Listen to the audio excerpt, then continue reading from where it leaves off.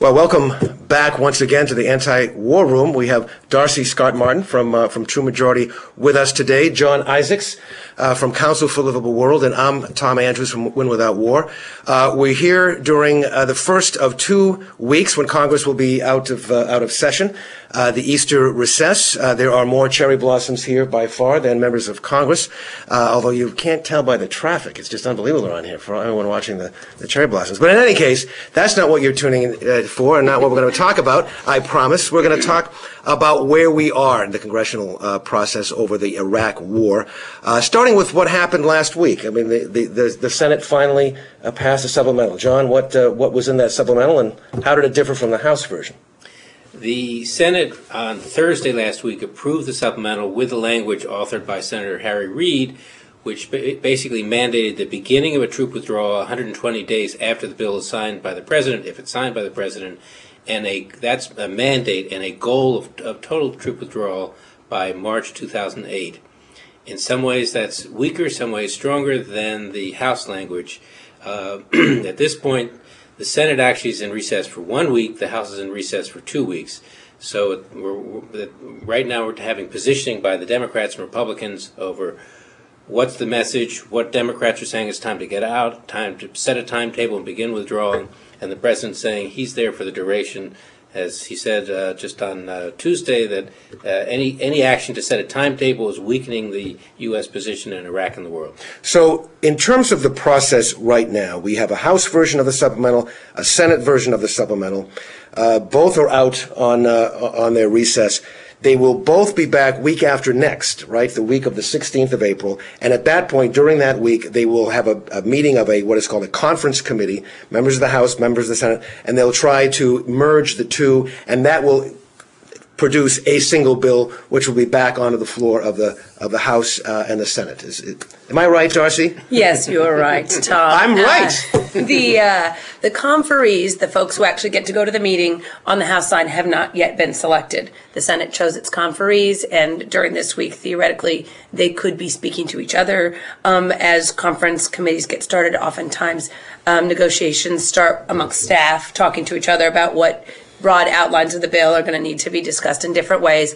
The House has not named those people. Instead, I've noticed an interesting strategy on the House side, which involves major House leadership going out and doing things that they believe the public says they want to see, like us talking to our neighbors around the world and us talking to our neighbors around Iraq about what the solution should be. What? We've been asking the President to do that time and again, and instead they're actually kind of usurping that position and taking on that role. On the Senate side... So you're talking about Nancy Pelosi, Speaker of the House, taking a delegation going over to Syria, where she is this week. A neighbor of Iraq and Iran that we need to figure out what role they're going to play in what's going to happen there. It's also the case that on the Senate side, a bill which Senator Feingold has been interested in for a long time has also now received the support of Senator Reid, which institutes all those timelines that were suggested in the supplemental, which could easily be vetoed.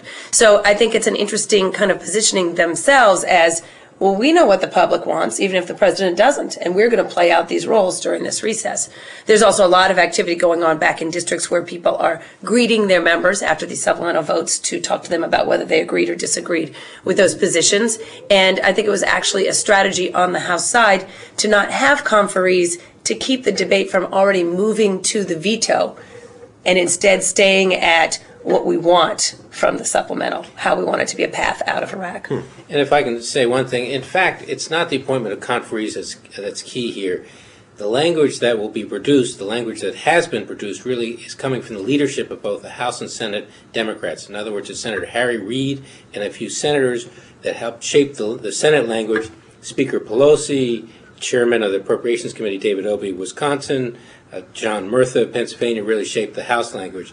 So while there officially will be conferees to work out the difference in the bills, it's really Pelosi and Reid and the leadership that will develop the final compromise. And then you have two things going on then right now. You've got above the surface, you've got messaging to the American public by virtue of actions. So the President has been criticizing Speaker Pelosi this week by not supporting the administration's isolation of Syria, for example. And they say that's the key to getting cooperation from Syria is to isolate them diplomatically and economically. The Iraq Study Group, on the other hand, the bipartisan Iraq Study Group, say, look, that's exactly wrong. That's exactly why we're having the problems we're having. We have to engage with our friends. As a matter of fact, I remember Lee Hamilton, who was co-chair of that commission, was telling me that on the very day that President Ronald Reagan was standing in front of the Berlin Wall, saying, Mr. Gorbachev, tear down this wall. Literally, as he spoke those words, there was a plane taking off from Washington, heading to Moscow, to engage in discussions and negotiations. And the point is,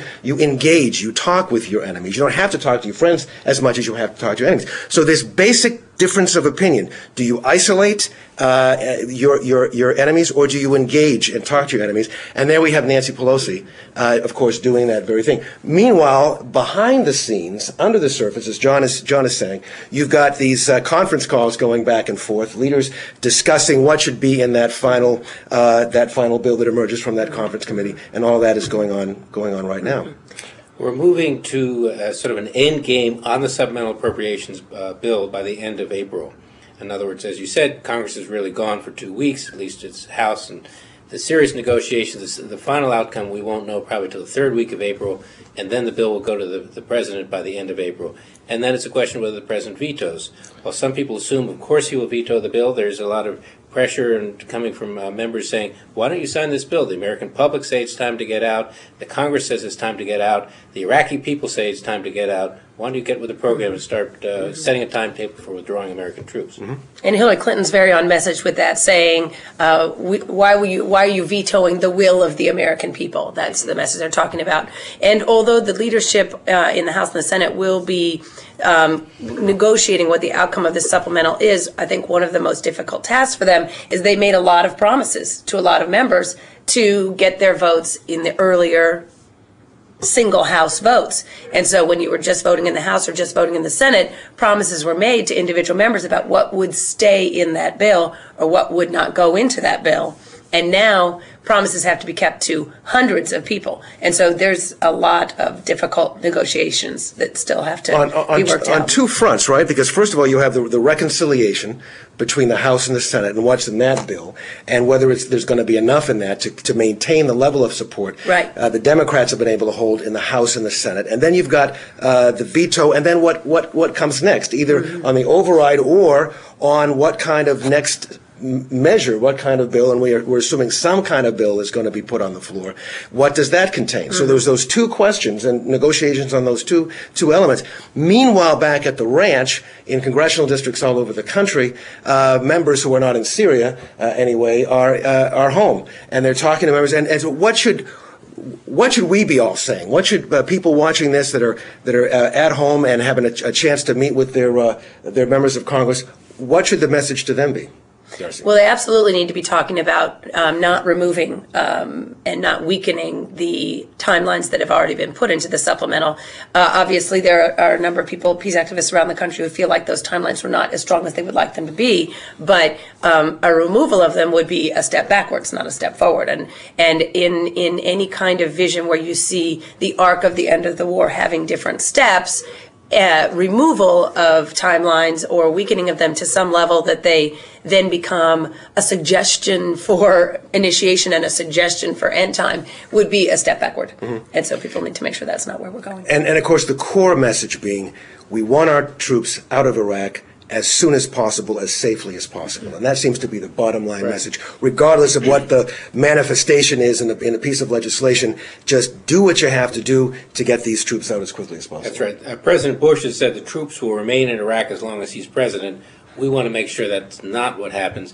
President Bush yesterday, or again, talked about sending more troops to Iraq. 2 of 5 brigades are there. The more he's still escalating the war.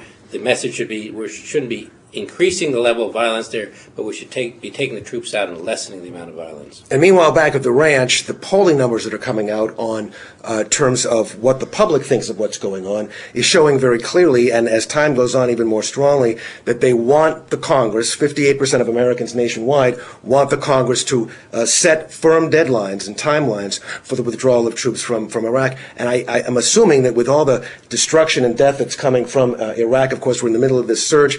We had had 600 people die just this past week. We had the single most deadly bombing a few days ago. There may be some neighborhoods where you might be able to walk. I found it interesting. Senator McCain took a delegation over to Baghdad where he said that they walked, and Congressman Pence was saying it was just like a day in Indiana, going to the village and having a nice day. Turns out they had over 100 troops guarding them. They had gunships flying overhead, and it was if that's how you spend your time on a Sunday afternoon in Indiana. I've never been to Indiana, but in any case, the public continues to move in our direction, and I would think that is going to have a consequence with respect to members of Congress who are going to start thinking more and more about 08, a year in which President Bush is not going to be on the ballot, but they will be on the ballot. And the pressure really has to be on the Republicans. By and large, the Republicans supported the war in 2002, have supported the war over the last 4 years.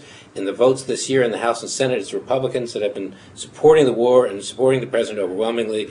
If that's what they're going to do, they're ignoring the lesson of the November 2006 election. They're ignoring what may happen to them in November 2008. As long as they continue to support the war, they're going to continue to pay a political price, and a very heavy one, in November 2008. And I think some of the strategies that they're going for, things like, well, there's too much pork barrel spending on the bill, which I actually agree with, are in fact being kind of unveiled as the status quo of every supplemental we've had since we started the war, and it was Republicans who were putting that pork barrel spending on last time. So. Right, the Republicans were shocked that there's pork barrel in this bill. My God. Well, anyway, we're out of time, and I want to thank Darcy and John for being with us once again. Thank you for joining us. We're going to come back next week and get a better handle of what to expect when the Senate returns and the House returns and this conference committee report happens. There's a lot that's going on in districts across the country. We're going to report on that, give you an idea of what some of our member groups are doing. I'm going to be in Maine next week. There's lots of activity going on there. New Hampshire, a lot of activity there. Minnesota. So we're going to give you a report of what's going on. Go to the website, learn, get more information about how you can be involved in any of these activities, and we will see you right back here next week. Thanks.